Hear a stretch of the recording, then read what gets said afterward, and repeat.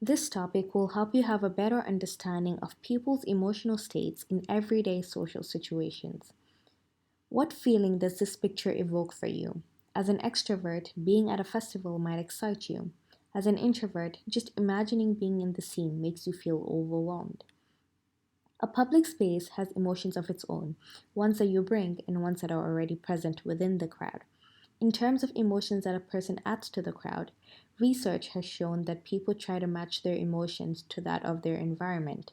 You try to stabilize your personal emotions so that you appear confident and comfortable around others, as opposed to show feelings of embarrassment and anger.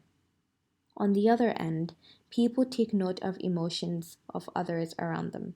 Your friends feeling comical about a joke will make you feel amused and lighthearted, even if you were feeling the opposite just minutes before. Cognition plays a big role. The way you think about crowds in general will affect how you feel when in one. If you think of the public as an unsafe place, you will feel anxious and unsettled. This explains why people with social anxiety disorder, for example, avoid crowds. On the other hand, if the public is a place you think of positively, you are more likely to enjoy being in the setting. People who have such perceptions do not mind being in crowds and might even seek it. What one considers a crowded space differs from another. I might consider 50 people to be a significant amount of people, and you might lower the number to 10. Research shows that the more people feel crowded, the less positive emotions they feel. If you feel less crowded, you identify more with the crowd and feel like you belong in the space, which leads to enjoying the crowd. These theories explain the link between crowds and emotions. The individuation theory explains that the crowd essentially adopts an identity that makes its members feel a certain way.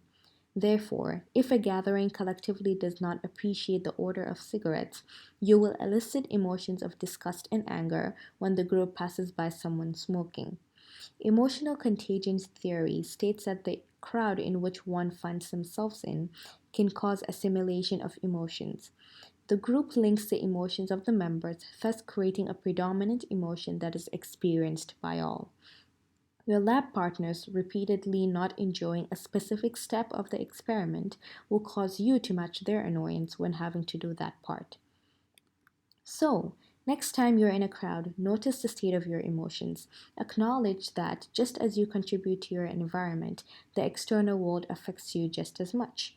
Be aware of the people in your surroundings, their perceptions and emotions. Be aware of the group you situate yourself in because they can affect your emotional state. To read more about the topic, visit Wikiversity.